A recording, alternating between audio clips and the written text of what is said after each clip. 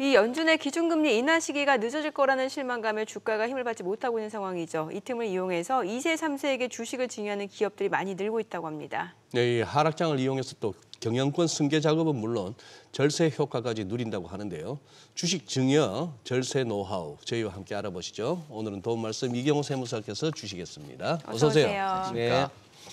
자, 이제 상속세율이 워낙 높다 보니까 이제 뭐 최대한 절세하려는 노력을 또 기울일 수밖에 없고요. 그거는 뭐 누가 입장 바꿔 생각해도 다 그럴 수밖에 없는데, 자, 이제 정부가 상속세도 이제 좀 손보기 위해서 논의는 되고 있습니다.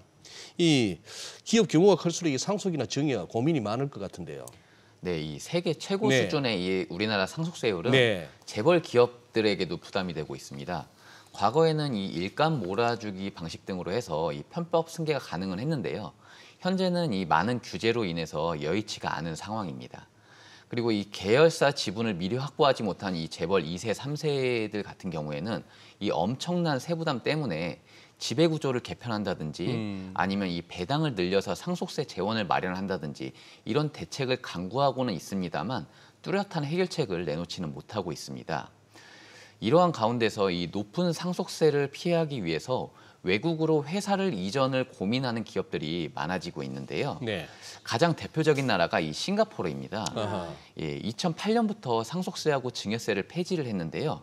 이 싱가포르는 양도세와 배당세도 없을 뿐더러 법인세와 소득세도 상대적으로 낮기 때문에 싱가포르의 법인 설립을 문의하고 있는 한국인 부자들이 꾸준히 늘고 있다고 합니다. 근데 이러한 사항이 지속된다고 한다면 국부 유출로 이제 이어질 봐야죠. 수밖에 없기 때문에 네. 이 상속이라는 것을 단순 오너가의 이 승계 관점에서만 볼 것이 아니라 국가 경쟁력 제고 차원에서 상속세, 증여세를 과감하게 개편하는 것이 필요하다는 의견이 많아지고 있습니다. 요즘에는 또 사후 상속보다는 사전 증여에 관심이 높다라고 하는데, 특히 요즘 같은 시기가 이제 주식 증여 적기라고 하는데 이 얘기가 나오는 이유가 뭐라고 볼 수 있을까요? 예, 현행 그 세법상 상장 주식가액 평가 방법과 좀 관련이 있는데요. 상장 주식을 증여를 할 때 이 재산가액 평가 방법이 증여일 이전 2개월 그리고 증여일 이후 2개월 도합 4개월 동안의 최종 시세가액 평균값으로 이제 평가를 하게 돼 있습니다. 증여 이전 2개월, 증여한 이후 2개월. 그렇죠. 그 도합 4개월간의 네. 평균값으로 하게 돼 있는데요. 그렇기 때문에 이 증시 흐름이 나빠질수록 증여에는 오히려 더 우호적인 것입니다. 그래서 주가가 낮은 시기에 미리 증여를 하게 되면 당장의 증여세를 최소화할 수 있을 뿐만 아니라 그 가치가 증여 후의 가치 상승분에 대해서는 자녀가 세금 없이 다 모두 누릴 수가 있게 되는 거죠. 이 증시가 이달 들어서 이 회복 추세를 보이고 있긴 하지만 이 작년부터 약세 흐름이 이어져 왔는데요. 그래서 네. 이제 실제 기업 가치와 상관없이 뭐 미국 금리라든지 중국 그 경기 침체 아니면 한반도 상황 등 이렇게 대외적인 변수로 주가가 낮아지는 주식들 같은 경우에는 증여를 고려해 볼 만합니다. 그 설명을 듣다 보니까 가끔 나오는 얘기가 그거군요. 우리나라 상속세, 증여세 부담 때문에 네. 어떻게 보면은 재벌 기업 오너들은 주가 오르는 것 같다가 그렇게 반기지 않는다 하는 얘기도 나올 수가 있나요? 네, 맞습니다. 그러니까 지금 요즘 이 기업 오너들도 주식 증여에 조금 이렇게 박차를 가는 것 같아요. 네, 결국 같은 이유이긴 하는데요. 맥락이군요. 예, 네. 주가가 낮아졌을 때 이제 증여를 하게 되면 네. 방금 말씀드렸다시피 이 증여세나 양도세를 아낄 수 있을 뿐만 아니라 이 오너 일가의 지분이 늘어남으로써 이제 이 지배력을 강화할 수가 있는데요. 네. 그리고 증여 후에 10년 내에 다시 또 증여를 하게 되면 재차 증여 재산 합산이라고 해서 그 전에 증여 재산과 지금 현재 증여하는 재산을 합산해서 다시 과세하는 그 법이 있습니다. 그렇기 때문에 기회가 있을 때 최대한 빨리 증여하는 게 중요한데요. 그런 점에서 이제 현재가 증여 적기라고들 많이들 판단을 하고 있는 것 같습니다. 그런데 이 일각에서는 이 오너 일가들이 하락장에서 주가를 방어해야 할 시기에 오히려 주식을 증여를 하고 그 증여를 할 때 증여세를 낮추기 위해서 주가를 떨어뜨리기 위한 편법들을 많이 동원을 하고 있습니다. 그래서 이러한 행태들이 코리아 디스카운트 원인이라는 이 비판의 목소리가 많아지고 있습니다. 그래요. 요즘에 보면은 그 미성년자 주식 보호가 이런 주식 증여 때문인지 많이 늘었다고 하는데 특히 아들, 딸이 아니라 손녀, 손자에게 주식을 증여하면 이게 절세 효과가 있다고 하더라고요. 네, 이 예. 세대 생략 증여라고 예. 하는데요. 조부모가 손자녀들한테 직접 증여하는 것을 말합니다. 이런 경우에는 이제 원래 내야 할 증여세 산출세액의 30%를 이제 가산을 하게 돼 있는데요. 이러한 이유는 원래는 두 세대에 걸쳐서 이제 증여를 하게 되면 증여세를 2번 내야 되지 않겠습니까? 그런데 이제 세대를 한 번 건너뛰면서 증여를 하기 때문에 네. 증여세를 한 번밖에 안 내도 되는 것입니다. 그러한 이유를 감안을 해서 이제 증여세 산출세액의 30%를 할증을 하게 되어 있습니다. 네. 근데 이 일반적으로는 이 30%를 할증을 하더라도 한 번 증여세를 내는 것이 세금을 낮추는 효과를 낼 수가 있기 때문에 이러한 증여 방식을 많이들 선호들을 하고 있습니다. 지금 이제 우리 이경호 세무사님 설명을 듣다 보면 이제 증여 시점을 갖다가 어느 정도 시장 상황에 맞춰서 이렇게 결정하는 경향이 있다 이렇게 뭐 이해가 되는데요. 네, 주식 평가 방법 자체가 이제 그러니까. 그 시세에 따라서 연동이 되기 때문에 그럴 수밖에 없습니다. 근데 그 어떤 시장 상황에 대한 어떤 그 판단이 잘못될 수도 있고 또 이 주가라는 게 뭐 워낙에 출렁거리니까요. 네. 하락장인가 싶어서 이 정도면 됐다 싶어서 정리를 했는데 또 갑자기 상승으로 가든지 아니면 더 떨어질 수도 있잖아요. 네. 혹시 뭐 변경 사항을 거기에 기존의 어떤 증여 의사결정에 변화가 가능합니까? 네, 아까도 말씀드렸다시피 네. 세법상 그 상장 주식 평가 방법은 예. 증여일 전후 2개월 동안의 평균가입니다. 네. 그렇기 때문에 증여 후에 만약에 2개월 동안에 갑자기 주가가 급등한다든지 예. 아니면 급락하는 경우에는 예. 만약에 이 증여 자체를 취소하고 다시 증여할 수가 있다고 한다면 이 주식 평가액이 떨어지면서 증여세를 낮출 수가 있는 거죠. 예. 그래서 이 요즘에는 주식을 증여를 했다가 2개월 동안에 급박한 이런 주가 변동이 있다고 한다면 증여를 취소를 하고 재증여를 하는 그렇게 결정을 하는 상장사들이 많아지고 있다고 합니다. 2개월 내에 네. 해야 된다. 네. 취소를 하더라도. 아닙니다. 취소를 하더라도 2개월 내에 하는 건 아닌데 어쨌든 그 주식 평가 방법 자체가 증여 이후에 2개월 동안의 주가 변동에 따라서 주가 가액 평가액이 달라지기 때문에 네. 그러니까 증여를 취소하고 재증여를 결정을 할 수 있는 여지들이 많이 있습니다. 여지들이 있다. 네. 그러면 이미 증여했다 취소하면은 그 증여세 자체는 어떻게 계산이 되는 거예요? 네, 이게 상장 주식 증여를 하고 이 반복하는 이유가 이 세법상 일정 기한 내에 이 증여를 취소를 하게 되면 증여세를 과세하지를 않습니다. 그래서 원래는 증여를 하고 다시 그걸 취소해서 반환을 했을 경우에는 원칙적으로는 당초 증여 때도 증여세를 물고요. 그리고 반환을 했을 때도 이때도 또 다른 증여로 이제 증여로 봐서 둘 다 이제 증여세를 물게 되는 거거든요. 그런데 증여세 신고 기한 내에 이 증여를 취소를 하고 반환을 하게 되면 당초 증여 때뿐만 아니라 반환 때도 둘 다 증여세를 물지를 않습니다. 그리고 만약 신고 기한이 지난다 하더라도 네. 신고 기한 이후 3개월 이내에 이제 취소하고 반환을 하게 되면 당초의 증여에 대해서만 증여세를 부과하고 반환분에 대해서는 증여세를 부과하지 않도록 하고 있습니다.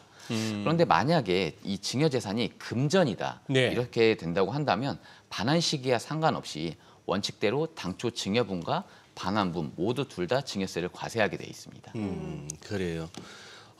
지금 이제 요 사전 증여를 한다고 해도 이제 증여자의 이제 전 재산을 다 증여하지 않는 경우에는 나중에는 결국 또 상속 이슈가 발생할 수밖에 없지 않습니까? 네, 맞습니다. 그럼 이때 증여세하고 상속세 관련해서 10년이라는 기간이 중요하다. 이게 무슨 내용이죠? 네, 우리나라는 상속세가 유산세 과세 방식이기 때문에 네. 이 피상속인의 전체 재산에 대해서 세율을 곱하게 돼 있습니다.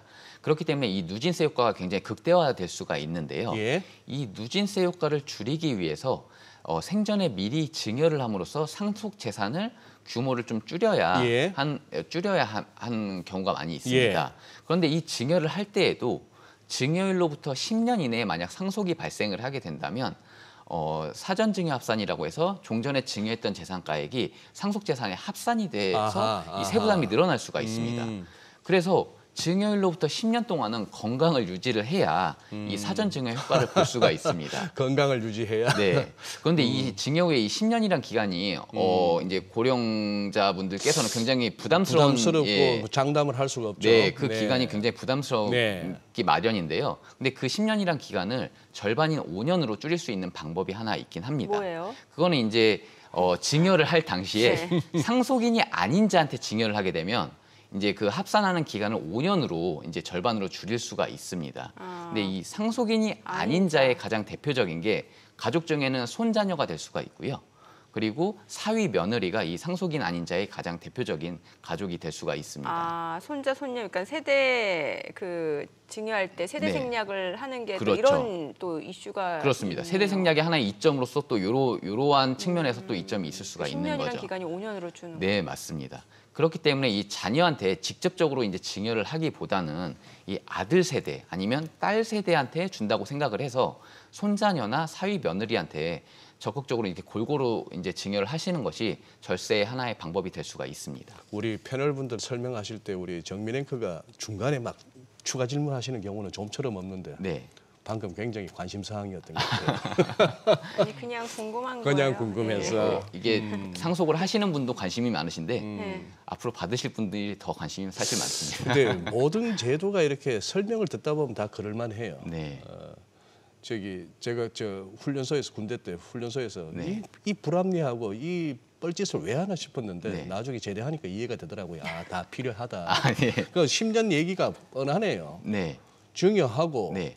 증여 살짝 하고 네. 나중에 뭐 또 줄어든 그걸로 해서 상속하고 네. 뭐 그렇게 할 거 누구나 다 그런 편법을 쓸 거니까 그렇죠. 10년 정도의 이내나 하면은 합산해서 과세한다. 만약 이 유예 기간이 없다고 한다면 상속이 뭔가 발생할 걸로 예상이 되면 그 직전에 막 증여를 할 수가 그렇겠네요. 있겠죠. 예, 그걸 근데 뭐 방지하기 위한 싱가포르에서는 지금 겁니다. 상속세 증여세 없는데 그거에 비하면 지금 네, 맞습니다. 사실 뭐 여러 가지 이유를 들더라도 우리나라 네. 상속세가 너무 굉장히 세요. 너무 부담스럽다는 세요. 건 증여세도 사실입니다. 마찬가지고요. 네, 맞습니다. 그러니까 가업이란 게 계속 이어지기가 힘들잖아요. 네, 맞습니다.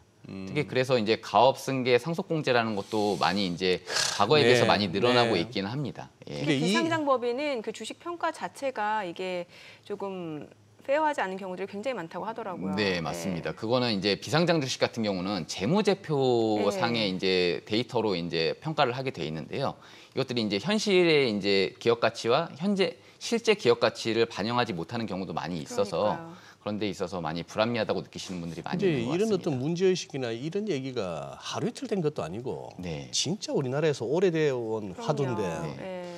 아 진짜 어떤 뭐 정치권이나 어떤 정책 당국 정부 차원에서 이거 진짜 좀 해결을 해줘야 되는 거 아닙니까? 네, 그래서 요즘 많이 주의를 환기시키는 분위기가 많이 네. 조성되어 있고요. 네. 그래서 이건 결국 언젠가는 좀 상속세 증여세가 개편돼야 한다는 의견들은 많이 모아지고 있는 상황입니다. 그러니까요. 네. 그 어찌됐던 이게 뭐 법 자체가 개편되기 전까지는 이게 세법을 따라야 되니까 네. 뭔가 증여세 절세 방안이 있을 것 같은데. 네, 좀 제가 한번 예. 몇 가지를 좀 설명을 해보겠습니다. 네. 우선은 증여 후에 아까도 잠깐 말씀드렸는데 증여를 하고 나서 이게 상속뿐만 아니라 다시 증여를 할 때도 10년 내에 다시 증여를 하게 되면 예. 그 전에 증여했던 재산가액이 다시 합산이 돼서 과세가 되기 때문에 세부담이 좀 늘어날 수가 있습니다. 네. 그렇기 때문에 이 증여 계획을 하실 때는 10년 단위로 증여 계획을 좀 짜시는 게 중요할 것 같고요. 그리고 만약에 증여가 결정됐다고 한다면 최대한 빨리 실행을 해야 그 10년을 앞당길 수가 있습니다. 그리고 이 두 번째로는 이 가치 상승이 좀 예상되는 자산들을 우선적으로 좀 증여할 필요가 있는데요. 이 저평가된 자산을 증여를 하게 되면 당장의 증여세를 최소화할 뿐만 아니라 증여 이후에 가치 상승분을 자녀가 세금 부담 없이 그대로 누릴 수 있기 때문에 굉장히 좋은 방법이 될 수가 있습니다. 네. 그리고 이제 또 마지막으로 좀 설명드릴 게 임대 부동산이라든지 예. 아니면 배당이 꾸준히 나오는 주식 등 같이 이런 수익성 자산들을 증여를 하는 거를 좀 권해드리고 싶은데요. 네. 이런 자산들은 부모님께서 계속 보유를 하고 계시면 계속 임대 수익이라든지 배당 등이라든지 이런 정기적인 수익으로 인해서 상속 재산이 계속 늘어나는 효과를 보일 수가 있거든요. 그렇기 때문에 사전에 자녀한테 증여함으로써 네. 당장의 이 상속 재산을 규모를 떨어뜨릴 수 있을 뿐만 아니라 상속인들이 그런 배당이나 임대 수익으로 인해서 꾸준하게 현금 수입을 얻을 수 있기 때문에 그래서 세금을 낼 수가 있겠네요. 물론 당장의 소득세는 낼 수 있습니다만 네. 그 현금 수입을 통해서 상속세 재원을 그러니까, 마련할 수 예. 있는 방향이 될 수는 있죠. 저기 세무사님, 네, 그 증여세 네. 왜 그 한도가 있잖아요. 얼마까지 주는 거는 증여에 해당하지 않아서 세금 걱정 안 하고 줄 수 있는 거. 뭐 직계존속이 자식들은 5천만 원. 얼마, 뭐 네, 사위나 그게 며느리는 이제 얼마. 면제 가액이라고 하기보다는 네네. 증여 공제액이라는 게 있는데요. 공제? 재산가액에서 이제 차감해주는 공제액이 있는데 아. 그게 이제 직계 존비 속간에는 5천만 원, 10년간 5천만 원이고요. 10년간 합산. 해서 네. 5천만 원이고 이제 만약에 그 직계 비속이 미성년자다 하면 10년간 2천만 원까지 이제 공제를 할 수가 있습니다. 그렇기 때문에 그 한도 내에서는 세금이 없다고 볼 수가 있는 사위하고 거죠. 며느리는 직계 비속입니까? 사위와 며느리는 기타 친족으로 분류가 돼서 기타 친족? 예, 1,000만 원까지입니다. 1,000만 원까지 공제가 돼서 1,000만 원 한도 내에서 세금이 없게 증여를 할 수가 있습니다. 아니 그러면 저 뭐야 우리 뭐 이렇게 뭐 재벌 얘기만 할 게 아니고 네, 어떻게 뭐 목돈이 좀 생겨서 네.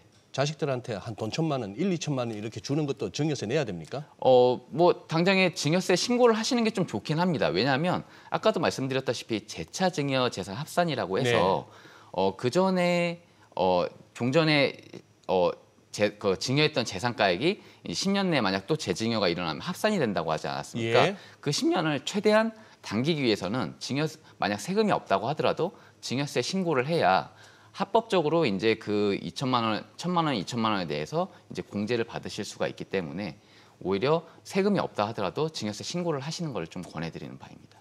그래서 그게 현금 증여보다는 미성년자들한테 보통은 이제 주식 계좌를 만들어서 네, 이제 뭔가 좀 튼튼한 우량기업 주식을 사주는 경우들이 많죠. 그렇죠. 이게 네. 저평가된 자산을 증여하는 것과 같은 논리인데요. 네. 증여를 하고 나서, 그러니까 주식을 증여를 하고 나서 그 이후에 이제 가치 상승분에 대해서는 물론 예외가 있는 부분이 있지만은 대부분은 이제 그 가치 상승분을 세금 없이 그렇죠. 다 이제 자녀 몫으로 돌릴 수가 있기 때문에 네. 요즘은 펀드나 주식으로 증여를 하는 경우도 많이 있습니다. 네. 네, 오늘 내용 잘 들었습니다. 네, 고맙습니다. 고맙습니다. 네, 감사합니다.